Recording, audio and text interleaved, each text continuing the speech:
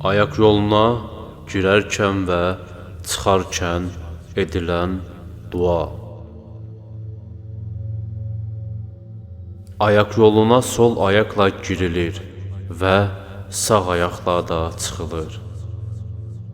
Girərkən də aşağıdakı dua oxunar. Bismillah. Allahümmə inni əuzu bikə minəl xubsi vəl həbais.